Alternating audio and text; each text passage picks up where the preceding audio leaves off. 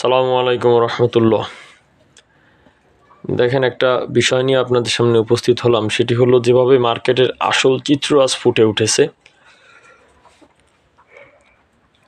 আমরা বিগত সমাবেশের পরে কয়েকদিন দেখতেছিলাম মার্কেট টেনে টুনে কিছুটা পজিটিভ রাখা হচ্ছিল। গত সপ্তাহে, এই সপ্তাহেও প্রথম দিনে যদিও মাইনাস থাকার পরে 2 দিন সূচকটা একটু পজিটিভ রাখা হয়। বিশেষ করে লাস্ট যে কার্যদিবস, গতকালকের কার্যদিবসে আমরা দেখেছি যে মার্কেটের একটু সূচকটা পজিটিভ হওয়ার সঙ্গে সঙ্গে লেনদেনটাও কিন্তু একটু বেড়ে যায়।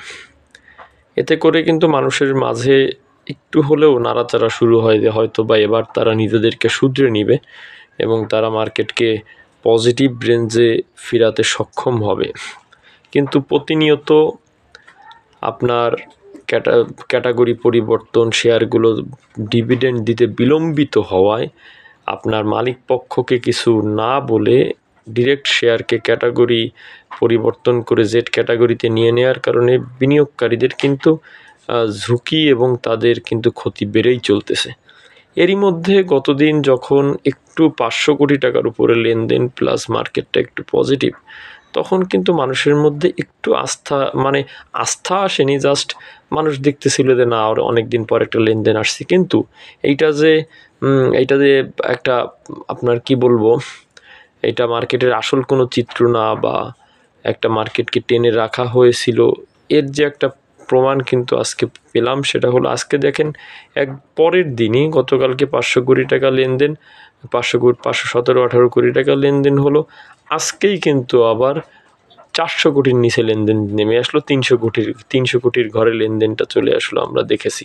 তার মানে লেনদেনের যে একটা ধারাবাহিক অবস্থা সেইটা তো নেই, সেটা কিন্তু ফুটে উঠেছে যে আসল চিত্র কিন্তু মার্কেটে কারোর আস্থা নেই, কেউ বিনিয়োগ করতে চাচ্ছে না, বা এখানে বিনিয়োগ করার পরিবেশটাও বর্তমানে তারা যেভাবে ডিসিশন মেকিং করতেছে, বারবার ক্যাটাগরি পরিবর্তন, মানুষও আতঙ্কের মধ্যে আছে।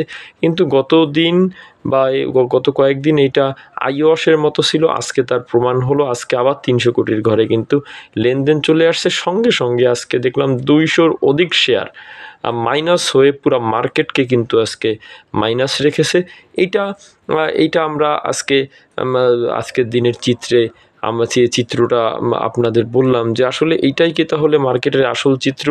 তাদের সিদ্ধান্তের কারণে বিনিয়োগকারীরা মুখ ফিরিয়ে নিচ্ছে, বড় ছোটো বিনিয়োগকারীরা মার্কেটে এঙ্গেজ হচ্ছে না, বা তারাও তাদের অবস্থান থেকে সরে যাচ্ছে না। তাই এত বিনিয়োগকারীরা এত বলার পরেও কিন্তু তারা তাদের সিদ্ধান্ত পরিবর্তন করতেছে না, শেয়ারগুলোকে জেডে নেওয়া বন্ধ করতেছে না।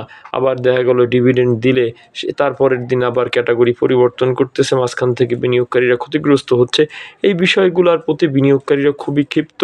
তারা সংস্কারের নামে বাইব্যাক আইন চালু না করে, ক্যাটাগরি না ভেঙে দিয়ে, প্রত্যেক শেয়ারকে এক ক্যাটাগরিতে না নিয়ে ওভারঅল 30% শেয়ার হোল্ডিং, এই আইন প্রণয়ন বাধ্যতামূলক, এই আইনের প্রতি জোর না দিয়ে তারা যেটা শুরু করছে, সম্পূর্ণ বিনিয়োগকারীদের ক্ষতি করার জন্য যে যা করার দরকার তাই করতেছে। এটাকে কোনো সংস্কার বলবো না, তারই কিন্তু একটা রেজাল্ট আজকের মার্কেটেও দেখলাম।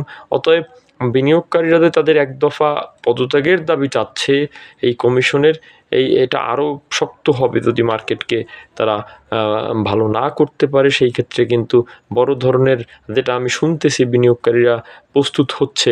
ঢাকায় যারা প্রোগ্রাম অ্যারেঞ্জ করেছে গত সমাবেশের, তারা আরও শক্তভাবে অ্যারেঞ্জ করার চেষ্টা করতেছে। বড় ধরনের একটা কর্মসূচি কিন্তু সামনের দিনগুলোতে আসতে পারে, যেটা আসলে তারা ভাবতেছেও না।